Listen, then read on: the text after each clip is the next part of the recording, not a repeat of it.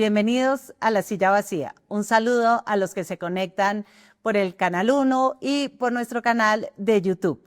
Soy Juanita León, la directora de La Silla Vacía, y hoy hablamos con Daniel Pacheco, subdirector de este medio, sobre las encuestas que han salido en los últimos días. Estamos desde la redacción. Estamos aquí con Daniel Pacheco, subdirector de La Silla Vacía, quien acaba de escribir un artículo sobre las encuestas que han salido en los últimos días. Hola, Daniel. Hola, Juanita, ¿qué más? Muy bien, ¿y tú? Bien. Aquí para hablar de encuestas, las esperamos ansiosamente y ahora que salieron ha sido un poquito frustrante, ¿no? Sí, yo creo que esa es la primera conclusión, ¿no? Que se acabó la veda de las encuestas, pero la mordaza de la ley mordaza como que sigue apretando la calidad de la información pública que tenemos acerca de la opinión pública a 6 meses de las elecciones. Entonces, solo para explicarle a los lectores, tenemos la encuesta Cifras y Conceptos que salió hace una semana y la encuesta del Centro Nacional de Consultoría que salió antes de ayer. Sí. Y ambas encuestas, uno pensaría que arrojan cosas similares y si bien marcan unas tendencias parecidas en quiénes son los punteros, pues tienen diferencias sustanciales, ¿no? Sí, yo creo que vamos a hablar de cosas que dicen, pero primero de lo que no dicen y no pueden decir. En Colombia hay como 4 grandes casas encuestadoras: Cifras y Conceptos, el Centro Nacional de Consultoría, CNC, Guarumo e Invamer. Que Guarumo, Invamer y CNC fueron las mejor calificadas en nuestro semáforo del desempeño de las encuestas hace 4 años. Y 2 de esas no han sacado o no van a sacar encuestas porque no entienden la interpretación de la ley todavía y sienten que no es clara. Y uno diría, se hizo una ley para regular muy bien las encuestas, entonces las 2 que sí salieron deberían ser muy similares, pero no, porque las 2 interpretan cosas distintas en la regulación de esta nueva ley que no se ha desarrollado por unas resoluciones que faltan. Daniel, y uno pensaría que iban a arrojar una información mucho más granular, más específica, y en realidad lo que te arrojan es una información súper general, no hay información por ciudades, no hay información por regiones, por edades. Y nada, es mucho menos completa que antes de que saliera la ley de encuestas. Esto tiene que ver con este artículo. Entonces este es uno de los artículos de la ley, entonces es el cuarto. Entonces dice esa ley: en una encuesta de nivel nacional se debe tener un margen de error de diseño calculado para cada indicador publicado de máximo 3%. Entonces, yo no soy experto en estadística, pero lo que me explicaron los estadísticos es que dependiendo de cuánta gente responda una encuesta particular, una pregunta particular en una encuesta y de qué tan grandes sean los márgenes, es decir, tiene 5 candidatos y uno tiene solamente 2%, ese 2% que respondieron muy poquitas personas tiene un margen de error más grande que el margen general de la encuesta, que es el 3%. Entonces, por eso en la interpretación que hace, por ejemplo, César Caballero, de qué tan específico puede ser en los márgenes, termina siendo una cosa un poco rara, exótica, que es presentar esta gráfica de los lotes. Como en lotes, ¿no? En grupos. O sea, como si fuera una carrera de ciclismo. Entonces, Caballero dice, mire, yo solo puedo presentar estos rangos y no le puedo dar una puntuación individual, porque si le diera una puntuación individual, estaría violando la exigencia de tener un margen de error de 3% en cada respuesta. No. Caballero hace 3.300 muestras, ¿cierto? Y con eso él siente, pues las leyes de la estadística aparentemente no son tan claras, que no tiene cómo tener un margen de error y por eso los tiene que agrupar.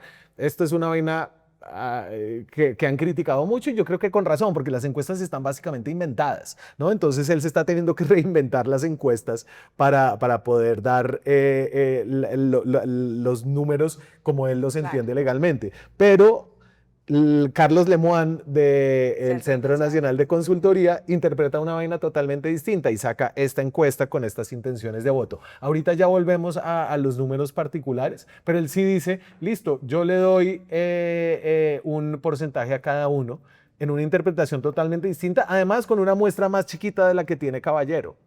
Ok, entonces la primera conclusión es que ni los mismos encuestadores entienden esa famosa ley, que todo el mundo está a la espera, o no todo el mundo, pero mucha gente está a la espera que la Corte Constitucional evalúe y seguramente tumbe. Una cosita ahí adicional, y es que todas estas 2 encuestas fueron pagadas por empresas privadas. Una, en el caso de la de CNC, está claro que la financió Miguel Uribe Londoño. Y en ese sentido, su diseño está diseñada En función del candidato del en Centro función del Democrático. candidato. Entonces pregunta por él en una cantidad de escenarios y nos da una cantidad de información que pues no nos interesa tanto porque nosotros no somos Miguel Uribe y no estamos en medio de la elección, sino que queremos ver todo el panorama. Entonces, eso ha hecho... Curiosamente, él sale ganando todas las encuestas del Centro Democrático, todas las preguntas que tienen que ver sobre quién ganaría la consulta que ya no se va a hacer del Centro Democrático. Sí, y después además te muestra cómo las preguntas mismas en una encuesta influyen en la respuesta. Él pregunta intención de voto al principio, intención de voto al final, después de preguntar 20 veces por Miguel Uribe Londoño, y Miguel Uribe sube sustancialmente, ¿no? Y esto es, antes, ¿cómo funcionaba? Funcionaba en que los medios pagaban encuestas, pero ahora las encuestas se volvieron tan caras. O sea, estamos hablando de que los encuestadores dicen que una de estas encuestas va entre 200 y 500 millones de pesos. Pues los medios ya no las pueden pagar o todavía no las pueden pagar o van a pagar solo unas muy poquitas, ¿no? Entonces, ahora lo que tenemos es un debate público empobrecido con solo 2 encuestas que no son comparables y que fueron diseñadas por unos empresarios. Curiosamente, por ejemplo, Claudia López, esposa de Angélica Lozano, autora de la ley, ha criticado ambas encuestas. Lo cual no deja de ser sorprendente porque pues es después de la ley. Las 3 senadoras que lo lideraron además tenían un interés personal en las elecciones presidenciales. Angélica Lozano a través de su esposa Claudia López, que era candidata, Paloma Valencia es candidata, y Clara López creo que es candidata, pero no sé si por fuera de Twitter realmente, pero que también tiene un interés presidencial. Ni la miden, ¿no? No. Bueno, Pacheco, vamos como a las conclusiones, más allá de que las encuestas pues, nos han generado cierto nivel de frustración con los resultados por la poca información que arrojan, pero las 2 encuestas, las tendencias son similares en los que van liderando la intención de voto, que son Iván Cepeda, Abelardo de la Espriella en la derecha y Sergio Fajardo en el centro. En eso sí coinciden ambas encuestas. Sí, con distintos grados de liderazgo. Yo creo que el de Iván Cepeda es el más consolidado, el de Abelardo de la Espriella está consolidado, pero ahí hay todavía margen, no se sabe cómo va a haber una consulta. Y en el caso de Sergio Fajardo, él está arriba, pero digamos que su liderazgo no es tan claro y hay una fragmentación muy grande en el espectro de centro. Claro, no es sorprendente que Iván Cepeda esté liderando, dado que ahora solo hay un candidato en la izquierda y no 5 como los hay en el centro o en la derecha. Sí, pero hablé con varios como consultores políticos que leen encuestas. Esto es como los abogados, que cada uno tiene su distinta interpretación, pero todos decían, sí, esto está abierto. Yo creo que una de las razones por las que sigue estando abierto es, en la encuesta del CNC preguntan por quién votaría por el candidato de Uribe o el candidato de Petro. Hay una cantidad de gente alineada con estos 2 líderes políticos y ellos todavía no han dicho quién, ¿no? Entonces, no es claro que Petro esté con Cepeda, evidentemente es el más probable, pero él quiere un frente amplio y invita a Roy y ha hablado con Roy, y Uribe, por su lado, pues tampoco es claro a quién quiere, ¿no? Entonces, eso hace que la elección todavía esté muy abierta en ese sentido. Otra vaina que no cuadra entre las 2 encuestas es que en la de César Caballero el 62% todavía no sabe por quién va a votar y en cambio en la del CNC los que no han decidido, al menos en cómo muestran ese número, es bajitico, ninguno. 18% no sabe, no responde 7%. O sea, las 2 encuestas tienen ahí una distancia muy grande que es como, sí, raro. Claro, y en la del Centro Nacional de Consultoría sale como que el centro no existe casi, mientras que en la de César el centro es la mayoría. Sí, yo creo que esas etiquetas de centro derecha la gente las entiende como de una manera muy distinta, ¿no? Y nadie quiere sonar de derecha o de izquierda, sino estar en el centro. Y eso se ve como en muchas encuestas, pero pues de nuevo, ahí hay cosas que no cuadran. Yo creo que en la medida en que las encuestas no cuadran, lo mejor es tener muchas, Claro. ¿no? Y no solo muy poquitas porque son muy caras, que es como el efecto de esa ley. Y entonces entramos ya como a las conclusiones. Decíamos, está todavía abierto, pero menos abierto de lo que estaba antes. Ya hay como 3 más claros. Iván Cepeda, ¿no? Que sale en la de cifras y conceptos, que es la más viejita, en la de los lotes.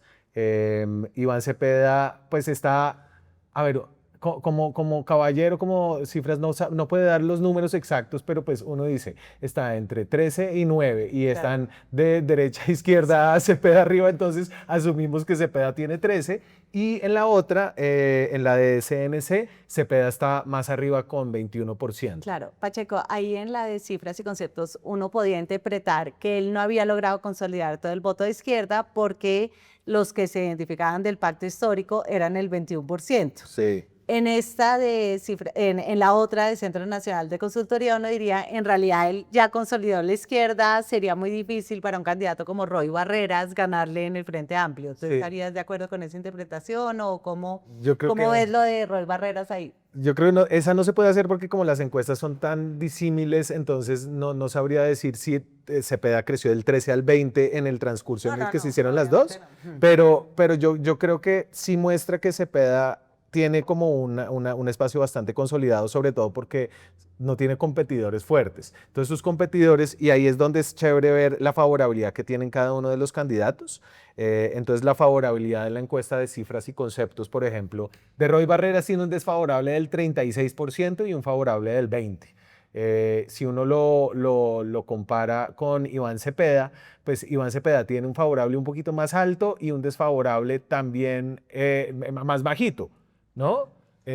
Para explicarle a los lectores, lo importante de lo desfavorable es que ese es el techo que es difícil romper para un candidato. Esa es la gente que dice, en realidad es que me cae tan mal que no votaría por él. Y cuando alguien te cae mal, que te caiga bien es difícil, ¿no? Tiene que pasar algo como muy especial para cambiar eso. Es más fácil ir del amor al odio que al revés. Y esto mismo se ve también en la encuesta del Centro Nacional de Consultoría en la favorabilidad. Entonces ahí tienes a Roy Barreras. Lo conoce la mitad de la gente, un 47.6%, es de los que está más abajo. Tiene un positivo de esos de 20%, 22% y un negativo de 70%, ¿no? Tiene unos números más rojos que Iván Cepeda, lo que parece sugerir que tiene un techo más bajito. Y esto deja sin piso su argumento con el que él se vende, que es que él podría crecer más hacia el centro que Iván Cepeda, que es visto como muy radical. Pero si uno le crea esta encuesta, pues uno pensaría, de pronto incluso le queda más fácil a Iván Cepeda que a Roy. De acuerdo, yo creo que ahí es difícil que cambien las cosas, excepto si Gustavo Petro se mueve, ¿no? Claro. Y pues no es fácil para él. Yo creo que para Petro decir como ahora es Roy no Cepeda, si Iván Cepeda traicionar a su propio partido, a su propia base izquierda es un poco... Pero bueno, la campaña realmente no ha empezado. Iván Cepeda no ha hecho muchos eventos. O sea, de verdad esto empieza es el próximo año en firme. Pacheco, también es obvia, digamos, la conclusión de que Abelardo de la Espriella se ha robado la emoción antipetro, es el candidato que va más adelante en la derecha en ambas encuestas. Vicky Dávila parece haberse desinflado. O sea, ¿cómo interpretas el tema de Abelardo de la Espriella? Y entonces ahí Abelardo, la encuesta del CNC que pregunta más sobre esto, tiene una específica sobre cómo les iría a ellos juntos en una consulta. Aquí le ponemos una versión en la que se pone a Miguel Uribe, la interna de la derecha. Entonces, Miguel Uribe Londoño, fíjate que ahí, pues sí, tiene un liderazgo, pero no está revolando, ¿no? Primero, a Miguel Uribe Londoño, pues la gente todavía no lo conoce muy bien, más allá de que es el papá de Miguel Uribe Turbay, ¿no? Entonces, el señor podría crecer o no crecer dependiendo de qué tan buena su campaña. Y Germán Vargas, que no ha hecho apariciones públicas en 6 meses, que no se sabe si es candidato. Lo ponen ahí y tiene todavía pues un puntaje oneroso como para no, honorable para no estar ahí adentro. Pero ambos sabemos que Germán Vargas realmente no está en la contienda por sus problemas de enfermedad. Claro, que si mucho se lanzará al Senado para retirarse después de un rato. Sí, yo no lo firmaría en piedra, pero todo indica que no se va a lanzar o que al menos si se lanza va a ser el próximo año ya muy encima de las elecciones. Pacheco, hablando de la derecha, es curioso cómo muchos empresarios tienen sus ojos puestos en Juan Carlos Pinzón, el exministro de Juan Manuel Santos, pero en ninguna de las dos encuestas existe. El encuestado promedio de ambas encuestas te diría ¿quién? Sí. Claro. Juan Carlos Pinzón ha gastado mucha plata ¿no? Lo hemos visto como en nuestro medidor de meta de los gastos en publicidad de Facebook y de Instagram, que es el único público que le da a uno como un proxy, un aproximado de lo que ha gastado, y son más de 300 millones de pesos, uno lo ve por todos lados, es el de los empresarios, pero pongámoslo en la general de intención de voto de CNC, porfa, y hay que buscarlo bien abajo. O sea, Pero bien abajo. imagínate el margen de error de eso, además. Si la encuesta general tiene un margen de error de 3%, una respuesta con 0,6% podría ser 0, muy probablemente, Le diría mejor que le diera cada uno de esos millones a las personas que votaban por él.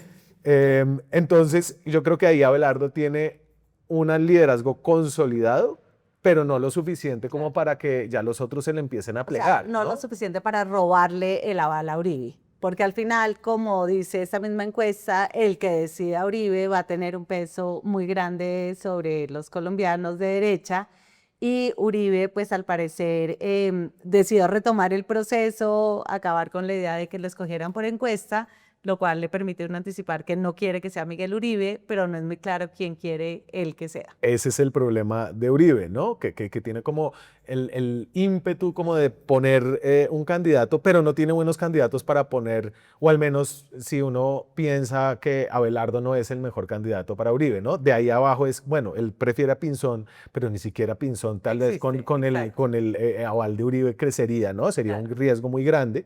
O Miguel sea, que Uribe casi que Londoño. Uribe y Petro están en la misma situación. Los candidatos que puntean no son los que ellos quisieran. Claro, Petro querría un candidato más abierto a hacer transacciones con la política tradicional, más capaz de copar al centro, y no lo tiene tampoco, Claro. ¿no? Y bueno, ahora en ese centro lidera Fajardo, pero tú dices que no está consolidado, que Claudia López pareciera que todavía tiene con qué dar la pelea. Esa es la conclusión. Lo que me dicen varios como Luis Duque, uno de los consultores que ha trabajado con Juan Manuel Santos, con Germán Vargas, es, mire, pongamos la del cifras y conceptos, la general, porfa, la de intención de voto. Entonces dicen que el centro ha desaparecido, pero si yo sumo Sergio Fajardo y Claudia López, entonces tienen 8 y 5, ahí hay 12. Si uno le suma los 3 de Juan Manuel Galán, que se identifica como de centro, entonces ahí ya tienes 15. Si le sumas los puchitos de Oviedo, no sé qué, entonces hay un centro. El problema del centro es que está en disputa, está muy fragmentado. Y Sergio Fajardo es líder, pero no es suficientemente líder como para que los otros se le plieguen y digan, bueno, listo, Fajardo, vamos con usted, sino que ahí hay pelea todavía. Claro. Me parece que de Fajardo siempre hay el problema que la gente piensa que no puede ganar, pero hay una pregunta sobre viabilidad en donde la gente le preguntan no quién quiere que gane, pero quién cree que ganará. Y ahí ponen a Abelardo, Iván Cepeda y Sergio Fajardo de tercera otra vez. Y Sergio Farda, todos con nada, ¿no? Pues o sea, en todas esas, todos están por debajo de 20, que es todavía una campaña muy cruda, muy dispersa. Es normal, ¿no? Falta mucho tiempo para las elecciones. Yo creo que el país empieza ya a moverse en ánimo decembrino. Claro. Y los únicos que van a estar pensando política, pues vamos a ser nosotros y esos Esperamos que en candidatos. vacaciones no, sí. Y esos candidatos. Entonces yo creo que en el centro como hay un centro, existe, es difícil saber si va a resistir como una polarización del miedo a Cepeda y el miedo a Abelardo de la Espriella, y sobre todo no está claro quién va a ser esa persona. El llamado parece ser Sergio Fajardo, pero no tiene suficiente fuerza todavía como para aglutinarlos a todos Claro. en una sola De ahí candidatura. como el pánico que uno siente en los sectores del centro y las presiones para que se unan, para que los que van menos del 2% se bajen del bus. O sea, ¿crees que cuándo podríamos comenzar a esperar que se comiencen a bajar los candidatos que claramente no tienen ninguna opción? Desafortunadamente ese regalo no va a llegar en 2025, creo yo, ¿no? Creo que se va a ir todo muy, muy fragmentado con muchas candidaturas. A ver, hay muchas, pero realmente estamos hablando de 10 candidatos que son los que son, ¿no? Claro. Estos líderes. Menos inclusive. Y por debajo, pues uno dice, bueno, de pronto Claudia López, Juan Manuel Galán, pues no es descartable porque Claro. sigue marcando. Está Pinzón, que tiene tanto apoyo, que uno dice, de pronto esto puede tener futuro. Roy, Y Roy y Cristo, no sé, ¿qué tal dentro de este centro tecnócrata? Pues nadie ha crecido demasiado, ahí no parece, pero creo que todos se van a ir a fin de año con el propósito. Con la ilusión de que la Navidad les traiga con el propósito chance de ser presidentes. en la próxima contienda. Bueno, Pacheco, pues creo que con esto terminamos, nos quedan...